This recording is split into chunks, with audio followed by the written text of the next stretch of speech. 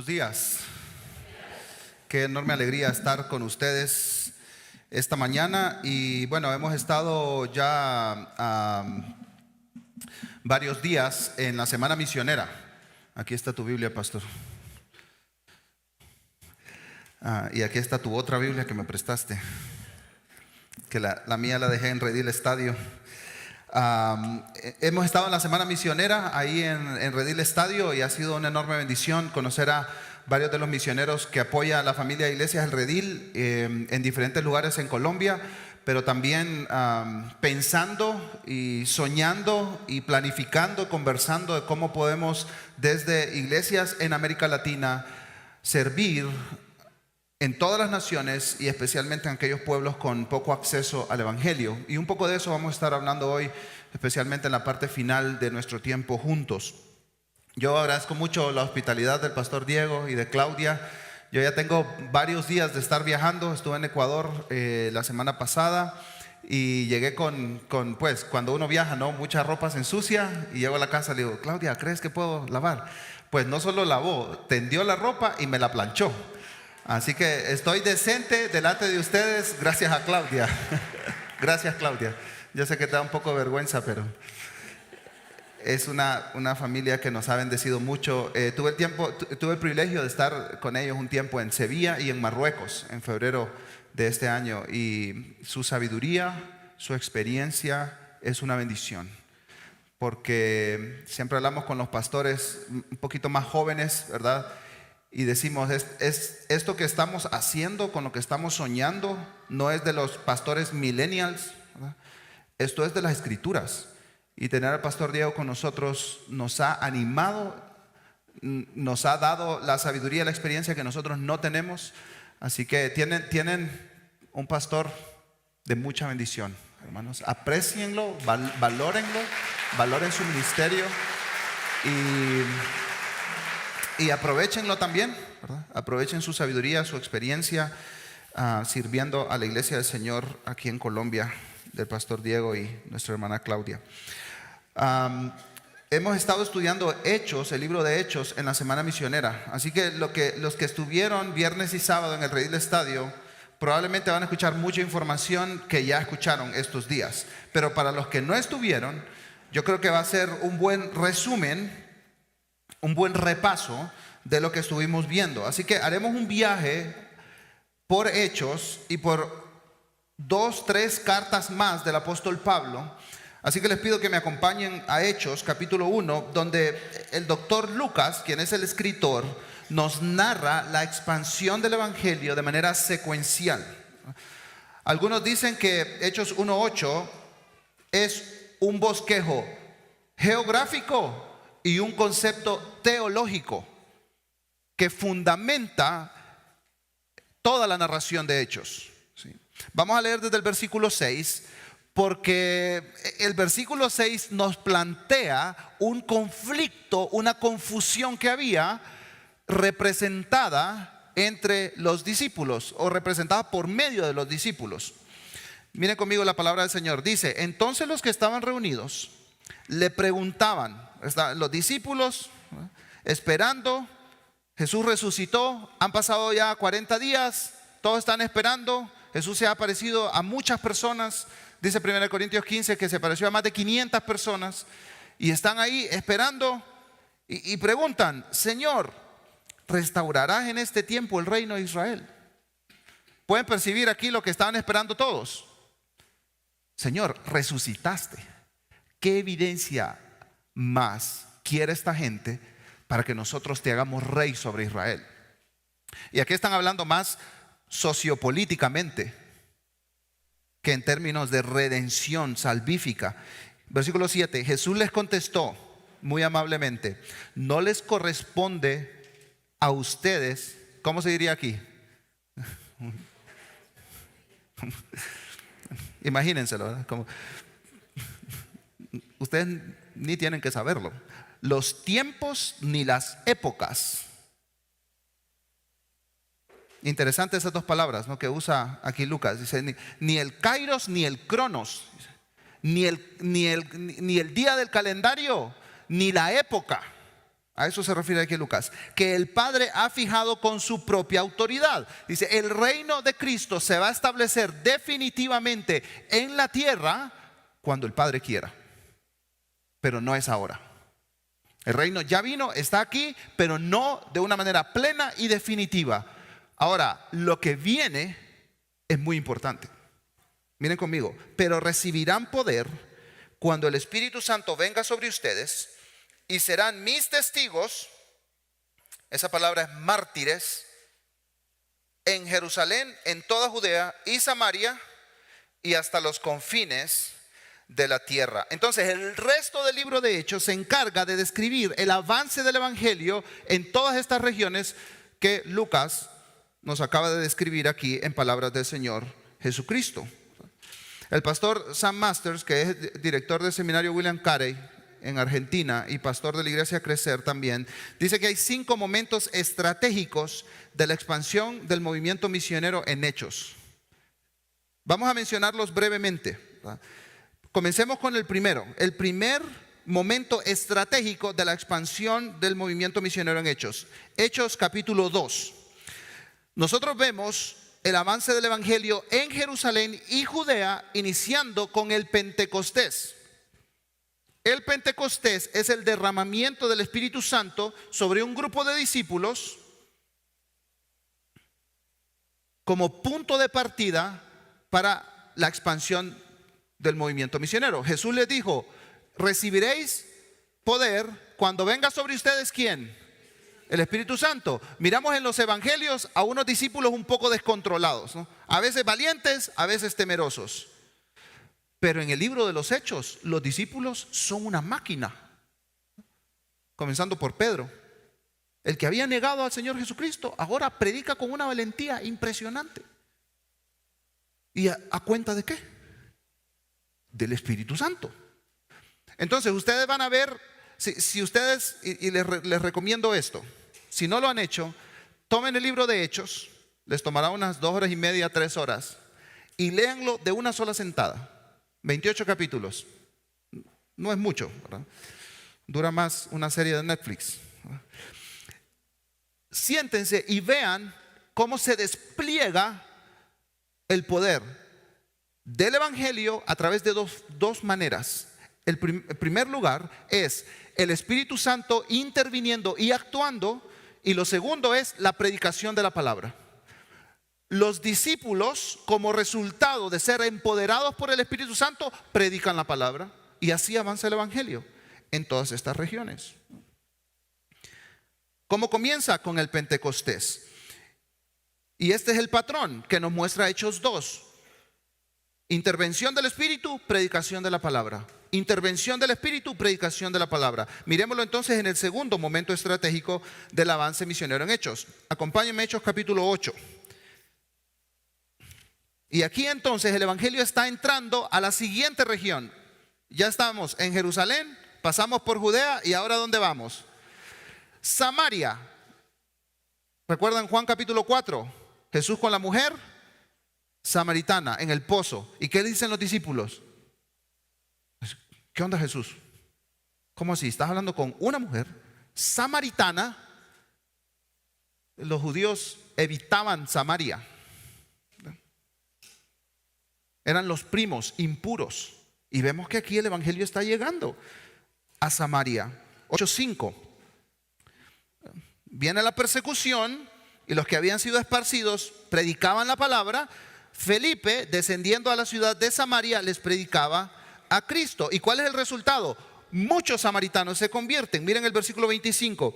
Y ellos, después de haber testificado solemnemente y hablado la palabra del Señor, iniciaron el regreso a Jerusalén anunciando el evangelio en muchas aldeas de los samaritanos. Entonces aquí vemos cómo el Espíritu Santo impulsó a la predicación del evangelio en esta región, y muchas personas escucharon las buenas noticias. Y Lucas también nos relata en Hechos 8 cómo un etíope, que era un alto funcionario del norte de África, escucha el evangelio a través de Felipe y lleva el evangelio ahora hasta África. Solo que Lucas no sigue esa pista. porque Lucas tiene pensado describir a su amigo Teófilo y a sus lectores cómo el Evangelio llega hasta lo último de la tierra. Esa es la meta de Lucas. Entonces Lucas no sigue la pista al etíope, sino que sigue con estos discípulos y especialmente con Pedro. Miren el tercer movimiento en Hechos capítulo 10. Aquí vemos el tercer avance del Evangelio. Y Hechos 10 y 11 tienen el relato más extenso del libro de los Hechos. No hay ningún otro relato que abarque más espacio para Lucas que este relato. ¿Saben cuál es el relato? Pedro y Cornelio. ¿Quién es Cornelio? Un centurión romano, un gentil que vive en Cesarea. Miren conmigo Hechos 10, versículos 19 y 20. Hay muchas cosas que pasan aquí. Pedro está en una casa, está orando y tiene esta visión, una manta bajando del cielo con animales impuros, y Dios le dice: mata y come. ¿Y qué dice Pedro? ¿Se han leído eso o no? ¿Sí? ¿Qué dice Pedro? De ninguna manera, Señor. En esta boquita no ha entrado nada inmundo. Y Dios le dice: no llames impuro a lo que yo he santificado. 3 veces dice Pedro. En Hechos capítulo 11 se le acusa a Pedro de estar con gente impura, de contaminarse, y dice Pedro: pues esto es lo que está haciendo Dios, ¿qué quieres que haga? Y entonces al mismo tiempo Cornelio recibe a un ángel que le dice: manda a traer a Pedro, y hasta le da la dirección. Allá por donde yo crecí, aquí en Colombia, como las direcciones son bien bonitas, ¿verdad? Calle tal, número tal. Pero allá por donde yo crecí era como: ¿dónde queda tu casa? Mira, te vas al parque y caminas 2 cuadras para arriba. Enfrente de un portón negro, ahí es. Y si el portón lo pintan de blanco, ¿qué voy a hacer? Bueno, el ángel le da la dirección específica de la casa donde estaba hospedado Pedro. A esa casa tienes que llegar. Entonces Dios está actuando en Pedro y Dios está actuando entre los gentiles.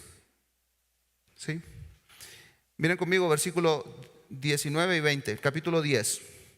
Dice la palabra del Señor: mientras Pedro meditaba sobre la visión, el Espíritu le dijo: mira, 3 hombres te buscan. Levántate pues, desciende y no dudes en acompañarlos, porque yo los he enviado. ¿Quién le dijo a Pedro eso? ¿Pueden ver el patrón? ¿Y qué hace Pedro? Pedro desciende con esta gente, llega a la casa de Cornelio, ¿y qué comienza a hacer? A predicar. Pero ¿saben lo que ocurre? El Espíritu Santo lo interrumpe. No espera ni a que termine el sermón.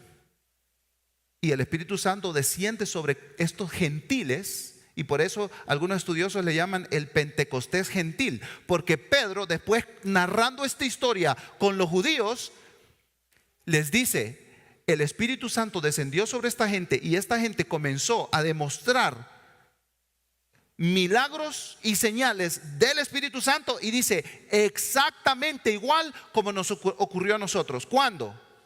¿Recuerdan? En Pentecostés, en Hechos capítulo 2. ¿Qué significa esto? Dios está rompiendo los paradigmas religiosos, mentales en Pedro, y por lo tanto en todo el pueblo de Israel. Ahora, el Evangelio está llegando a Jerusalén, avanzando a Judea, a Samaria, y ahora llega a Cesarea, a una región gentil. Vamos a hacer una pausa aquí, vamos a ver un mapa. Si me ayudas con el primer mapa. Miren, en este mapa nosotros vemos en color amarillo cuáles son las regiones donde habían cristianos para el año 45 después de Cristo. Más o menos a esta altura del relato, antes de Hechos 13. ¿Dónde hay creyentes? No se mira muy bien, pero lo he circulado ahí: Jerusalén hasta Sidón, en Antioquía, porque dice Hechos 11 que en Antioquía por primera vez se le llama cristianos a los seguidores de Jesús. No fue en Jerusalén, fue en una ciudad gentil, que Antioquía es la 3ª ciudad más grande del Imperio Romano. Entonces, la iglesia eje ya no es la de Jerusalén, sino que pasa a ser la de Antioquía.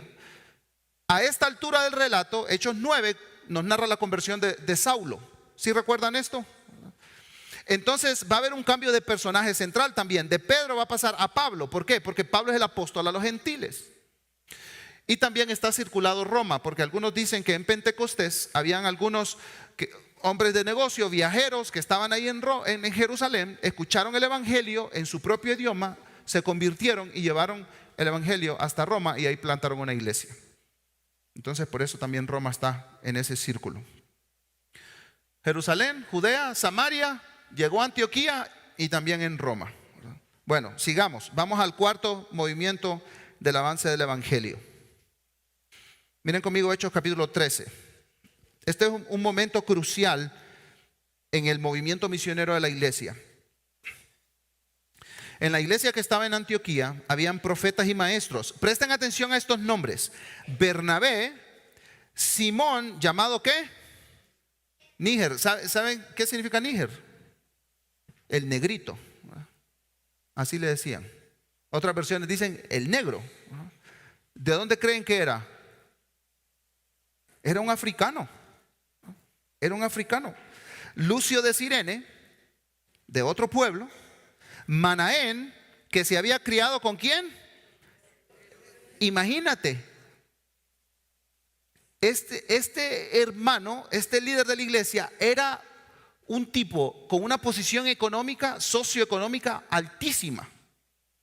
Y ahí estaba, en la iglesia, liderando. Y el último, Saulo. Miren, nosotros vemos en esta lista tan breve una representación de la multiculturalidad de la iglesia de Antioquía. Personas de diferente trasfondo étnico, sociocultural y también religioso.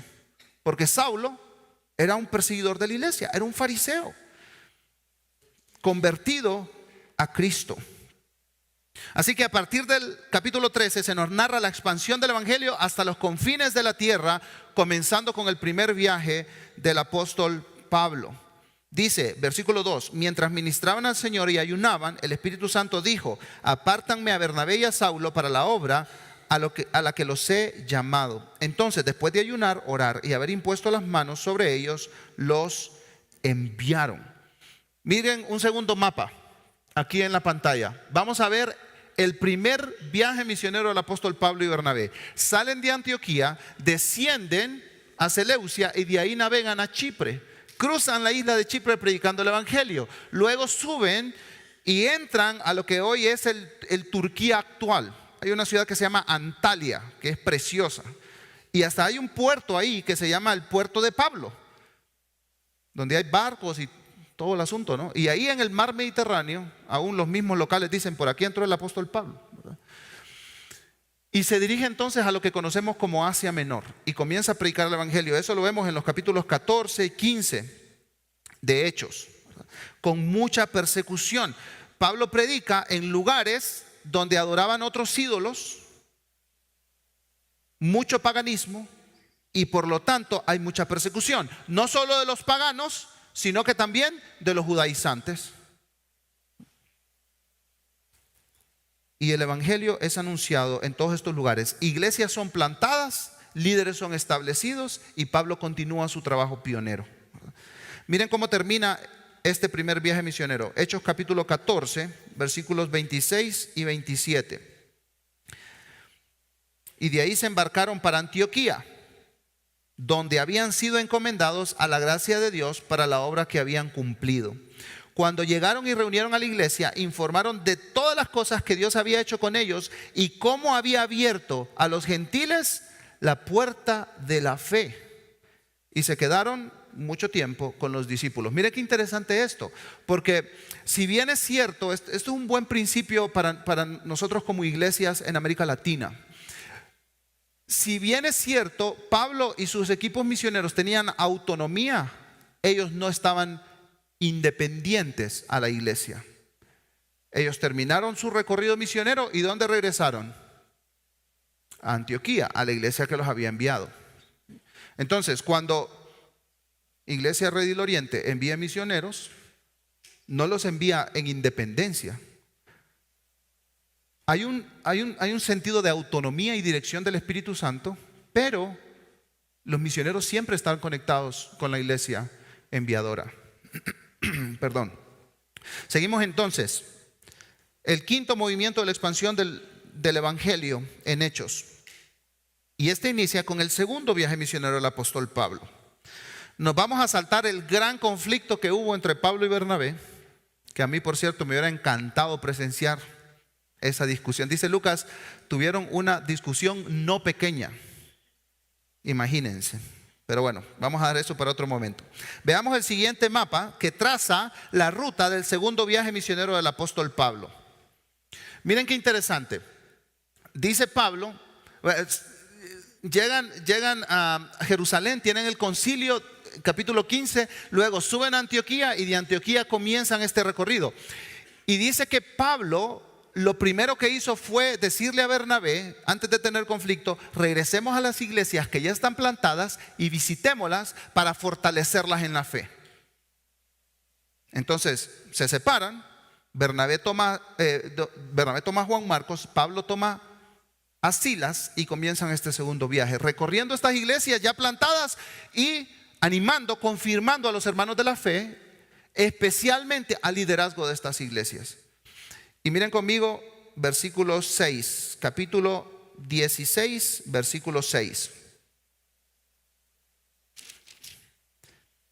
Pasaron por la región de Frigia y Galacia, habiendo sido impedidos por el Espíritu Santo de hablar la palabra en Asia. Cuando llegaron a Misia, intentaron ir a Bitinia, pero el Espíritu de Jesús no se lo permitió. Entonces, pasando por Misia, descendieron a Troas. Y el mapa ahí nos muestra cómo Pablo está intentando predicar el evangelio. Y a mí siempre me llama la atención que el Espíritu Santo se lo impide. ¿Cómo así? ¿Y no estás intentando predicar el evangelio? Bueno, es que el Espíritu Santo tiene un plan. Lo que pasa es que Pablo no sabe cuál es ese plan todavía. Y este evento, hermanos y hermanas, nos enseña que aunque hay muchos lugares donde invertir nuestros recursos y enviar a obreros, pues no podemos hacerlo todo. ¿Sí siguen esta idea? No podemos hacerlo todo. ¿Y qué necesitamos entonces? La dirección del Espíritu Santo. Por eso Hechos 13 nos da el modelo: orar, ayunar, adorar y la palabra.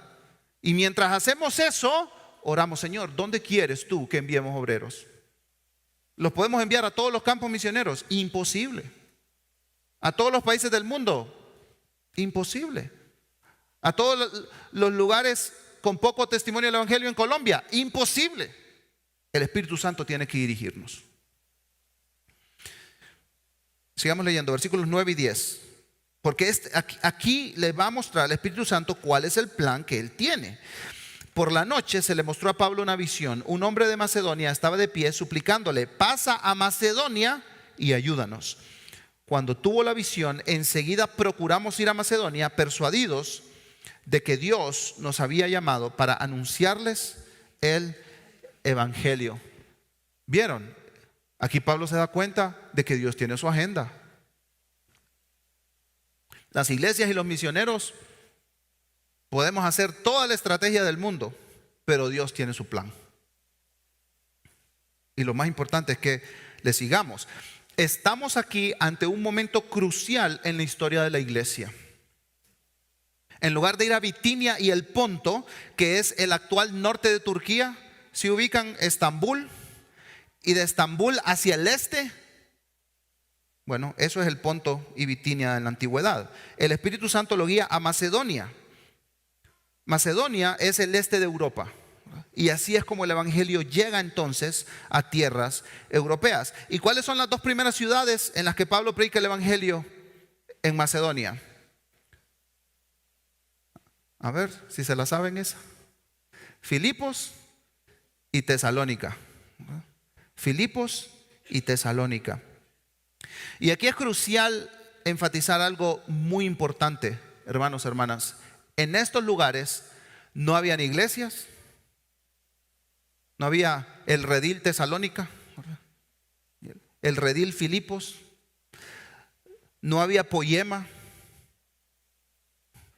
no habían seminarios, no habían institutos bíblicos, no habían agencias misioneras, no habían radios cristianas, no había televisión cristiana, No había YouTube, iba a decir, pero obvio, ¿no? ¿Qué quiero decir, hermanos, hermanas? No había nada de nada. Pueblos enteros sin testimonio del Evangelio, sin iglesias y sin creyentes. Esa era la condición de ese contexto. Por tanto, vemos a Pablo como pionero, llevando el Evangelio a estas personas que nunca lo habían escuchado. Ahora, Lucas sigue con su relato de hechos. ¿Y dónde termina el apóstol Pablo? En Roma, encarcelado. Pablo está encarcelado, pero Pablo escribe desde la cárcel y dice, pero el Evangelio no está preso, dice. El Evangelio no está preso. Y vemos, el pastor Diego, un sermón ayer haciéndonos reflexionar de que el Evangelio avanza y es bien recibido y aceptado por algunos, pero también mientras avanza es rechazado por muchos. Y así es como termina el libro de Hechos. Ahora, ya vimos estos 5 movimientos estratégicos, cómo el Evangelio avanza en el libro de los Hechos. Pero ahora vamos a tomar un desvío y una pausa para ver cuál es el resultado de la llegada del Evangelio. Y para eso tenemos que ir a una de las cartas de Pablo. Bueno, todas las cartas hablan de esto, pero vamos a ir a una en específico. Acompáñeme a 1 Tesalonicenses capítulo 1. Porque claro, el Evangelio llega y ¿qué es lo que hace? Y aquí Pablo en 10 versículos, en el capítulo 1, en 10 versículos nos va a decir lo que el Evangelio hace. La primera carta de Pablo a los tesalonicenses. Preguntémonos primero, ¿cuáles son los elementos que llevan a la salvación? ¿Cuáles son los elementos que se tienen que combinar para que personas que antes no habían escuchado el Evangelio ahora crean en Cristo y sean salvos? Versículos 4 y 5. Sabemos, hermanos amados de Dios, de la elección de ustedes, porque nuestro Evangelio no vino a ustedes solamente en palabras, sino también en poder y en el Espíritu Santo, con plena convicción. Como saben qué clase de personas demostramos ser entre ustedes por el amor que les tenemos. Miren, en estos 2 versículos nomás vemos los 4 elementos que llevan a la salvación. ¿Cuáles son esos 4 elementos que llevan a la salvación? Los voy a mencionar rápidamente. En primer lugar, la elección de Dios. Para que tú seas salvo, hermano o hermana, Dios te tiene que haber elegido. En segundo lugar, el Evangelio de Cristo. En tercer lugar, la convicción del Espíritu Santo. Y en cuarto lugar, el testimonio del mensajero. Miren qué interesante, no es solo una cosa. No es solo una cosa. Hace un tiempo salimos a predicar con un grupo de jóvenes, ¿verdad? Y un joven bien valiente predicando el Evangelio. Yo lo miraba que está ahí muy, muy intenso, ¿verdad? Y él agarra de la mano al joven que le estaba predicando el Evangelio, lo lleva conmigo y me dice, David, me dice, te lo dejé listo. ¿Cómo? ¿Para qué? Te lo dejé listo para que se salve, me dijo. ¿Cómo así? ¿Tú lo alistaste para que se salve? No, hay muchas cosas que tienen que pasar. El mensajero es nada más una pieza. Hay varios factores, múltiples factores. Y nosotros, hermanos, hermanas, damos por sentado el Evangelio, porque el Evangelio se ha extendido por América Latina. Y claro, entre la extensión del Evangelio hay falsas doctrinas. Y eso siempre ha sido así en la historia de la iglesia. No es la primera vez. Pero el Evangelio puro, como lo vemos en las Escrituras, está esparcido por toda América Latina. Entonces, nosotros vemos tantas iglesias y damos por sentado el Evangelio. Pero hermanos, hace 100 años, hace 120 años, hace 150 años, la realidad de nuestro contexto era completamente diferente. Eran pueblos paganos, idólatras, inmorales, sin evangelio, sin testimonio cristiano. Los primeros misioneros protestantes que llegaron a América Latina, bueno, después de la Reforma hubieron algunos que llegaron, por ejemplo, a las costas de Brasil, enviados por Juan Calvino y un grupo de iglesias desde Europa. Pero los primeros misioneros protestantes que llegaron y empezaron a extender el evangelio acá fue en la década de 1870. Hemos sido salvos por todos estos factores, comenzando por la elección de Dios. Dice Pablo, ustedes saben de la elección de Dios, ¿verdad? Pero no solo por la elección de Dios. Dios usa también el factor humano para predicar el evangelio. Y hermanos, hermanas, yo sé que desde este púlpito se predica el evangelio constantemente.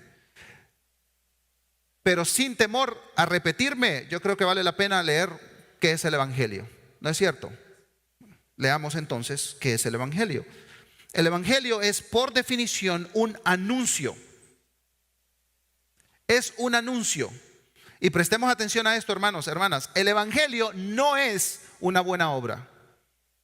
Ustedes han escuchado eso, dice, predica el evangelio y si es necesario, usa tus palabras. ¿Han escuchado eso por acá? Pues eso es falso. Porque el evangelio no es una buena obra, el evangelio es un anuncio. El evangelio es acompañado por buenas obras, pero el evangelio es un anuncio. ¿Cuál es el anuncio? Dios ha hecho algo. En su amor ha dado a su único Hijo, el Señor Jesucristo, para morir en lugar de los pecadores, sus enemigos. Jesús vivió, murió y resucitó para que mientras aún estábamos en nuestro pecado e impiedad, pudiéramos ser perdonados. Para que el dominio del pecado se rompiera en nuestras vidas y para que pudiéramos ser aceptados de nuevo en la familia de Dios y morar con Él para siempre. Esto es el evangelio. Podemos decir entonces que el motivo de nuestra salvación es la elección divina. El canal es el evangelio. El chispazo es la convicción del Espíritu Santo. El Espíritu Santo da a la audiencia elegida para salvación la plena certeza, la convicción, la seguridad de que el evangelio que está siendo predicado es la verdad. Y todo esto va acompañado del elemento humano de la salvación. ¿Cuál es el elemento humano? El mensajero. Por eso Pablo, unos años después, escribe desde Corinto una carta a la iglesia en Roma y en el capítulo 10, versículo 14 dice: ¿cómo pues invocarán en aquel de quien no han oído? ¿Y cómo oirán si no hay quien les predique? ¿Y cómo predicarán si no son enviados? Y por eso Pablo dice: cuán hermosos son los pies de los que anuncian el evangelio. ¿Saben cuál es esa palabra? Oportunos. Cuán oportunos son los pies de los que anuncian el evangelio de las buenas nuevas. Entonces Pablo aquí nos da la cadena de la salvación, ¿no? Para que alguien sea salvo tiene que invocar, para que invoque tiene que oír, para que oiga alguien tiene que anunciar el mensaje del evangelio, y para que alguien anuncie, una iglesia como el Redil Oriente tiene que enviar, para que vayan mensajeros y compartan, anuncien el mensaje del evangelio. Y este es el ciclo de la misión. Este es el movimiento que comenzó Jesús con sus discípulos. Alguien es enviado por una iglesia local.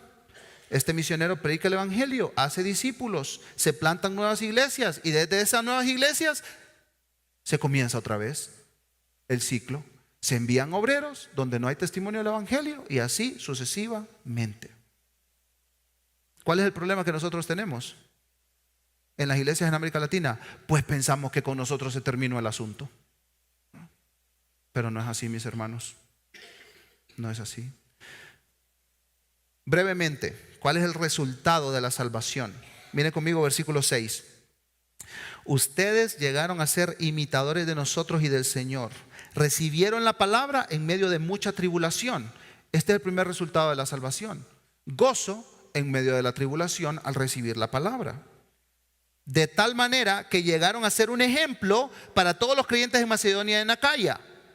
Y dice el versículo 8, ustedes han esparcido la palabra del Señor en toda Macedonia y Acaya. Y Pablo llega a decir: ya me dejaron sin trabajo. Como dicen aquí, camello, ¿verdad? Ya no tengo camello en esta región, y dijo Pablo, ¿verdad? Dice Pablo, ustedes han, y ¿saben qué, hermanos? Macedonia y Acaya son dos regiones, no son dos ciudades. Y dice Pablo que la fe de los tesalonicenses iba esparciéndose por todos lados. Entonces, gozo, el testimonio de la fe también. Y miren los versículos 9 y 10, qué hermosos. Esta gente que ha escuchado el evangelio de parte de ustedes nos cuenta de cómo ustedes se convirtieron, ¿de qué? De los ídolos a Dios. ¿Saben cuál es el tercer resultado de la salvación? La transformación. Hay personas que dicen, no, yo soy creyente, y viven como mundanos. No hay una diferencia entre un mundano y el que dice ser creyente. Y dice Pablo, eso no puede ser así. Hay una transformación. Ahora, el gozo, testimonio de la fe y transformación. Los creyentes en Tesalónica recibieron el mensaje del evangelio y fueron transformados. Dejaron su anterior estilo de vida, que era la idolatría. Cambiaron ese estilo de vida popular, pagano, pecaminoso, dice Pablo, para servir al Dios vivo y verdadero. Y una cosa más, y esperar de los cielos al Señor y Salvador Jesucristo. Esperanza. Esperanza. Ahora, nos hacemos una pregunta, hermanos, hermanas. ¿Qué tuvo que suceder para que Pablo llegara a Tesalónica y predicara el evangelio y todo esto sucediera?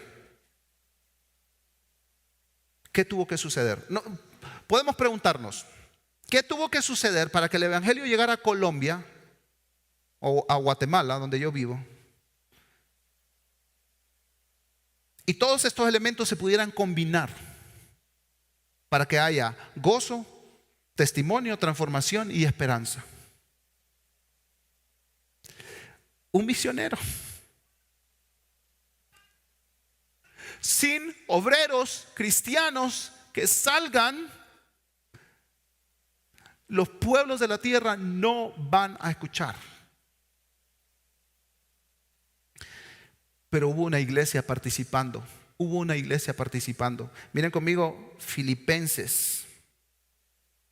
Filipenses. Y aquí es donde tenemos que hacer las conexiones, ¿no? Porque hay una iglesia participando en la expansión del evangelio en Tesalónica. Vamos hasta el capítulo 4.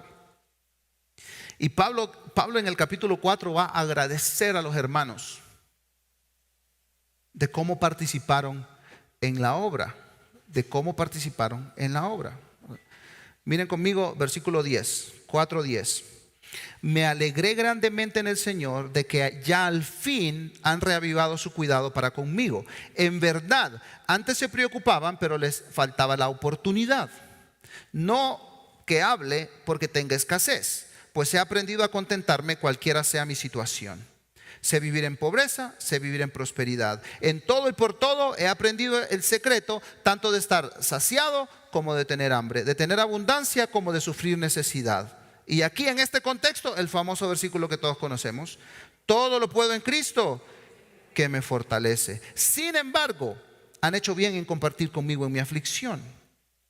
Presten atención, versículo 15.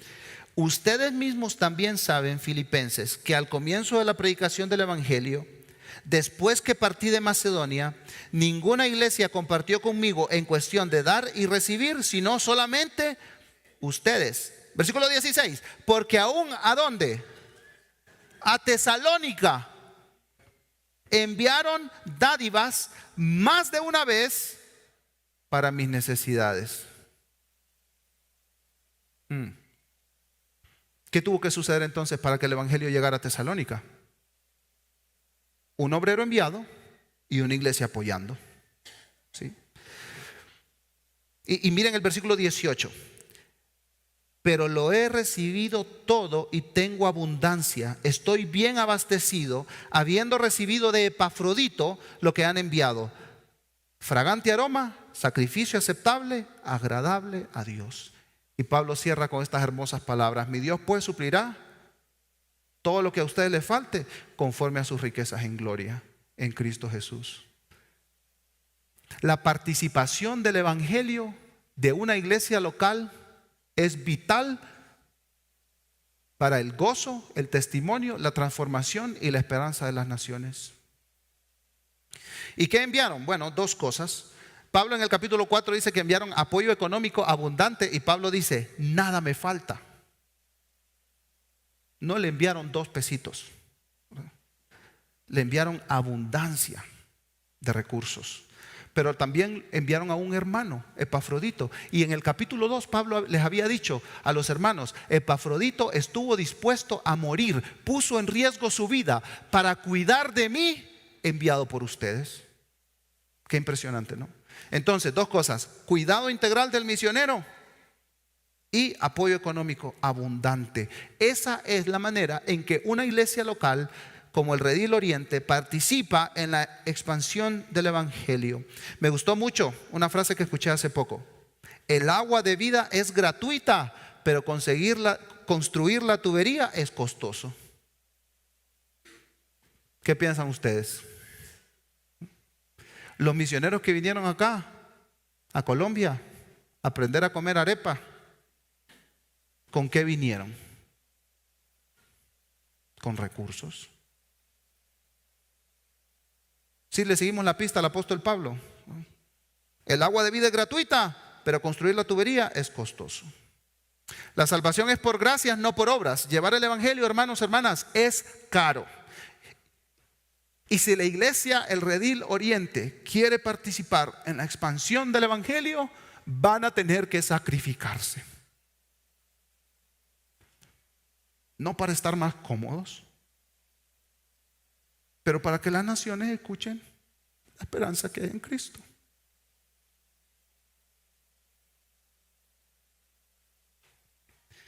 Después de unos 20 años del ministerio del apóstol Pablo, miren el siguiente mapa, donde se ha expandido el mensaje del evangelio. Ya el amarillo no solo está en Jerusalén, Judea, Samaria, ya empezó a llegar a los confines de la tierra. Lo pueden ver. Y en Romanos 15 Pablo dice: desde Jerusalén hasta Ilírico todo lo he llenado con el mensaje del evangelio de Jesucristo. Y dice: ya no tengo más espacio para ministrar en el evangelismo pionero y la plantación de iglesias pioneras aquí en esta región. Y Pablo escribe a la iglesia en Roma diciéndoles: yo voy a ir a visitarles a Roma porque voy rumbo a España. ¿Y por qué Pablo quiere ir a España? ¿Ven amarillo en España? No hay. Entonces Pablo no se está preguntando ¿dónde hay necesidad? Esa no es la pregunta de Pablo. La pregunta que mueve a Pablo es: ¿dónde no hay adoración verdadera? ¿Dónde no hay iglesias? Esa es la pregunta que mueve a Pablo, ¿verdad? Necesidad versus acceso. ¿Hay necesidad aquí en el Redil Oriente? ¿Hay necesidad en estos pueblos? ¿Qué piensan ustedes? Claro, por supuesto. Necesitamos consejeros en nuestra iglesia, líderes, buenos músicos. Sí, hay necesidad. Hermanos, hermanas, el punto no es la necesidad. El punto es el acceso. Hay muchos pueblos con poco acceso al evangelio, así como en los tiempos de Pablo. En nuestro tiempo también. Ahora, ¿cuál es la realidad actual? Y para esto, hermanos, les voy a pedir a algunos de ustedes que participen, ¿verdad? Entonces les voy a pedir a 16 personas que pasen aquí al frente para hacer una danza. No, no es cierto. No tengan miedo, pasen. 16 personas. Vamos a ilustrar esto, ¿verdad? Vamos a ilustrar esto. ¿Cuál es la realidad actual? Entonces, si se paran aquí a lo largo de este pasillito enfrente acá que tenemos,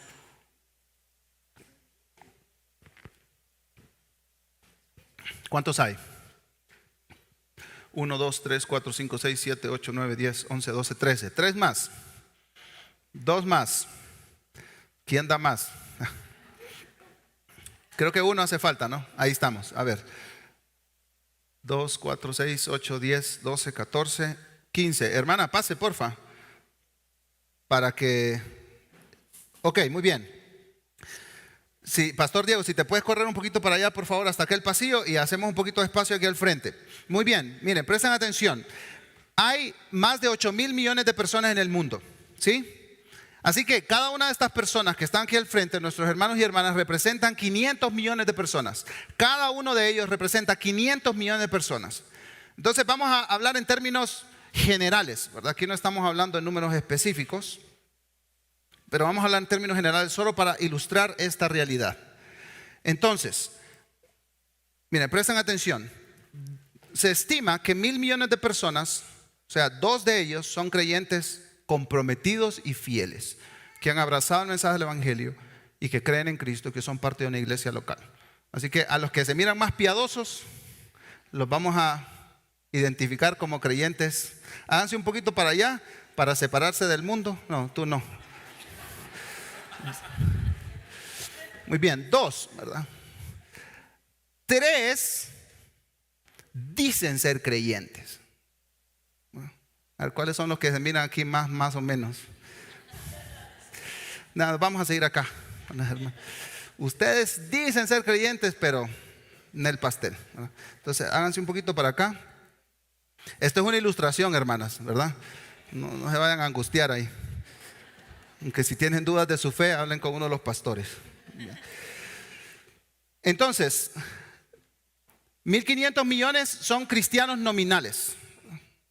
Van de vez en cuando a la iglesia. Hay una mezcla de sectas ahí también, ¿verdad? 4 de estos 16, ellos sí no son creyentes, ¿verdad? Así que aquí a los impíos. Acá quédense. Muy bien. Pero saben, ellos tienen una característica. ¿Saben cuál es? Ellos viven cerca de los creyentes evangélicos.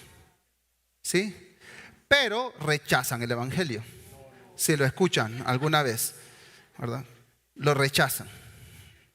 Ellos viven entre los creyentes, pero no queremos saber nada de esto. Probablemente tienes un tío, un abuelo, un hijo que es así, ¿no? Si ellos se levantan un día y dicen: mi conciencia me pesa, quiero ver qué hago con esto, quiero ver si hay esperanza, ellos tienen acceso para encontrar el mensaje de salvación. ¿Sí me siguen acá? 2.000 millones de personas. Ok, ¿cuántos nos quedan? 7. Se estima que el 42% de la población mundial no tiene acceso relevante al evangelio. ¿Qué significa eso, hermanos y hermanas? Que entre este grupo, 3.500 millones de personas, no hay una iglesia en la mayoría de estos pueblos. No hay una iglesia y no hay creyentes que puedan compartirles su fe. A diferencia de estos 4, si ellos se despiertan un día y dicen: no sé qué hacer con mi conciencia y con el pecado, y quiero ver si hay una respuesta, es muy difícil que ellos conozcan a un verdadero seguidor de Jesús que pueda explicarles. Entonces les pido que se vayan hasta allá, porque ustedes sí están bien alejados. Ahora, le voy a pedir a 10 personas que pasen. 10 personas. Otros 10.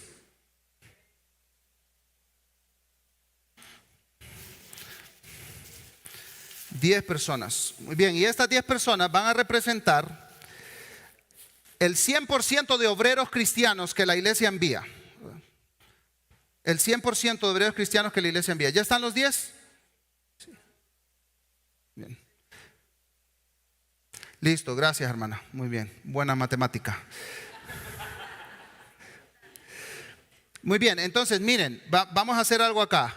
De ustedes, necesito separar a ustedes 3, hermanos, pasen aquí arriba, por favor, y quédense por acá un momentito, mientras con los otros 7 vengan para acá y se van a poner atrás de los evangélicos, de los que miran más cristianitos allá.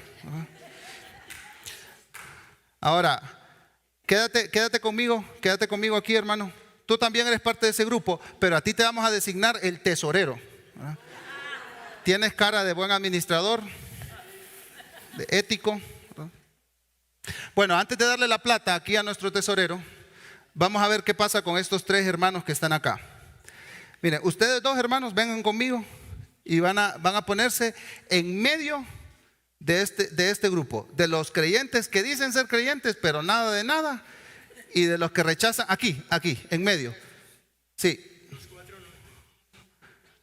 Allá, hermano, ahí. Muy bien. Entonces, miren, qué interesante. Porque del 10%, del 100% de los obreros, un grupo pequeño se queda ministrando entre los creyentes nominales y los que rechazan el evangelio. ¿Lo han escuchado o lo han escuchado mal? Y rechazan el evangelio. ¿Sí me siguen acá? Más o menos el 20%. ¿Dónde está la mayor cantidad de obreros? Se quedan sirviéndonos a nosotros. ¿Sí? Ahora, vamos a ver qué sucede con el dinero. Me esperas un ratito aquí, hermano. No, todavía no te voy a pasar plata. Bien, dinero ahora, hablemos del dinero. Aquí hay 100,000 pesos que me prestó el pastor Diego. Entonces voy a pedirte que saques de esos 100,000, 18,000. Y te vayas con el 82%, pásame estos 18,000, y tú te vas con el 82% de los recursos de la iglesia allá, con los evangélicos y con tus compañeros obreros cristianos que sirven entre los creyentes. Presten atención a esto, hermanos.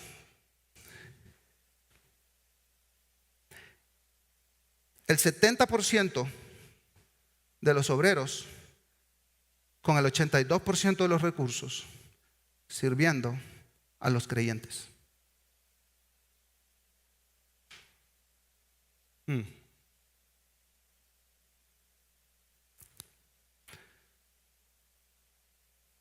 Hermana, ¿puedes ayudarme, por favor? Quedan aquí 18%.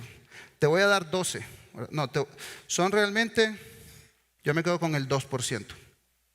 Tú puedes irte con ese dinero ahí porque el 12% de los recursos van a evangelismo y proyectos locales y el 6% va a misiones locales. Como por ejemplo ir aquí a Caquetá o grupos étnicos acá. Ahora sí, ven conmigo. Menos del 10% de los obreros, con menos del 2% de los recursos, están sirviendo entre los pueblos con menos acceso al evangelio.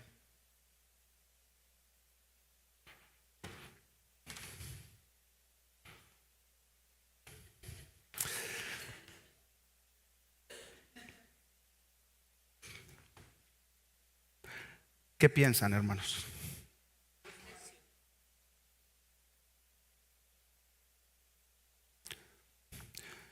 Hermanos, esto nos tiene que conmover. Hay un enorme desbalance aquí.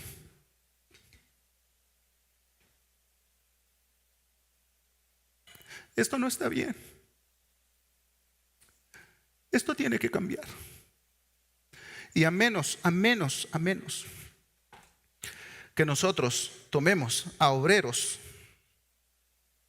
ven conmigo, obreros que están sirviéndonos a nosotros en nuestras iglesias, que son fieles, que son maduros, que tienen carácter, ven conmigo, a menos que nosotros tomemos de nuestra gente valiosa para servir a nuestras necesidades y los enviemos con recursos para estos pueblos, hermanos, a menos de que eso suceda, los pueblos de la tierra van a seguir con poco acceso al mensaje del evangelio del Señor Jesucristo. ¿Pueden ver el gran desbalance? ¿Pueden percibirlo? ¿Y cuál es la invitación? La invitación, hermanos, hermanas, es a participar. ¿Cómo? Bueno, esa es la pregunta que vamos a responder. Muchas gracias, hermanos. Un aplauso para nuestros hermanos acá. Gracias. Alguien se quedó con 2,000 pesos. Ya, aquí está. Es que no es mío esto, así que gracias, hermano. Bueno, ¿qué hago con toda esta información? Primero, leamos juntos lo que hay ahí en la pantalla. Leamos juntos lo que hay en la pantalla. Siguiente, ahí está, esa, leámosla. Sé un creyente que entiende el corazón de Dios para el mundo, vive su vida estratégicamente de tal forma que esté donde esté y haga lo que haga, está trabajando para ver a Dios glorificado en todas las naciones. Hermanos, hay gente que dice, no, es que las misiones no son para mí. ¿Y quién te dijo eso? ¿La comodidad o la pereza o un mentiroso? Todos podemos participar. En primer lugar, viviendo nuestra vida estratégicamente. Eres un ama de casa, tienes un negocio, eres un desarrollador web, eres un estudiante universitario, eres un contador. Hermano, hermana, de cualquier forma, sé un creyente que vive pensando en la gloria de Dios sobre todas las naciones. El evangelio no va a avanzar si los creyentes seguimos pensando que eso no nos toca a nosotros. Y bueno, con creyentes que entienden el corazón de Dios por el mundo, entonces vamos a tener que enviar.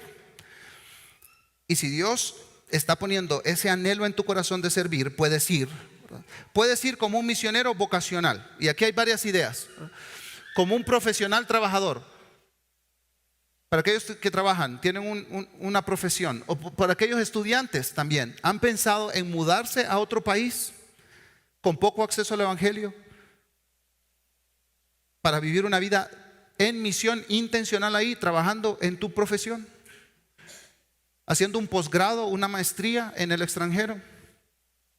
Pero también como un jubilado misionero. Hay una hermana en nuestra iglesia que todos los años va un mes a Ghana, África, el norte, pueblos musulmanes, poco acceso al evangelio.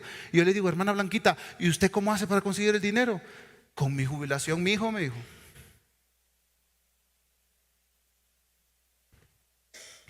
Se estima, hermanos, hermanas, que el 86% de musulmanes, budistas e hinduistas no conocen a un verdadero seguidor del Señor Jesucristo. 86%. Es imposible que se haga la tarea con misioneros vocacionales. Es imposible. Hay lugares, hermanos, hermanas, donde hay 2 misioneros por cada millón de musulmanes. Donde hay 6 misioneros por cada millón de budistas. ¿Te puedes imaginar la dimensión de la tarea?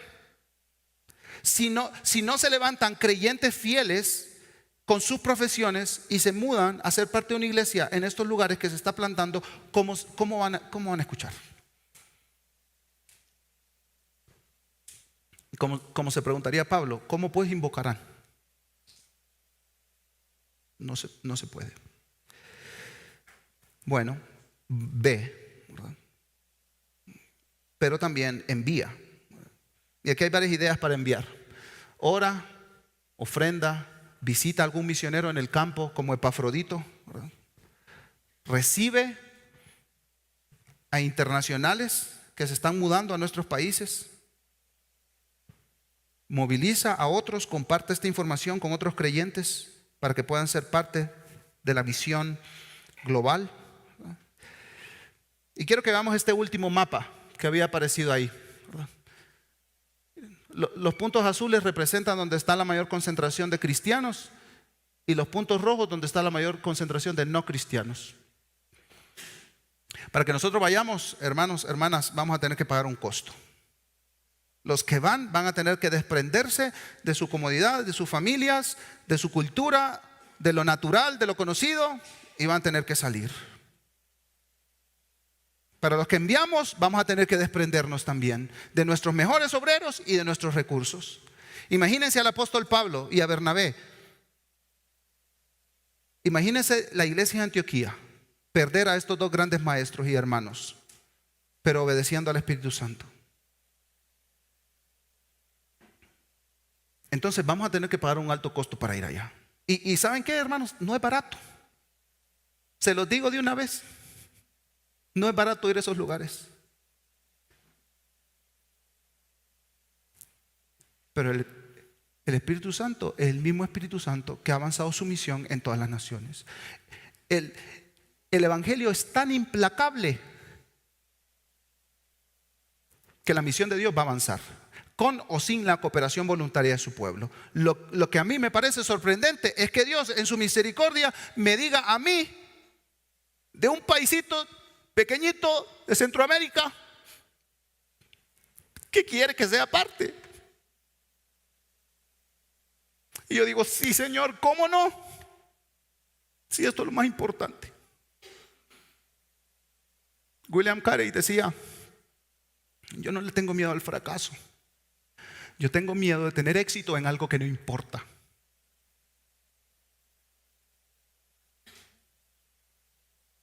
Y tenemos una tercera opción, y esto es lo que dice el pastor John Piper. Para participar en la misión de Dios hay tres opciones: ve, envía, y la última opción, desobedece. No hay otra. Entonces, Dios nos invita, Dios está invitando al Redil Oriente para que se una a lo que Él está haciendo en todas las naciones, y para que ustedes, mis hermanos y hermanas, participen en el gozo de las naciones, en la transformación de las naciones, en la esperanza de las naciones. Van a ser de testimonio. Oremos.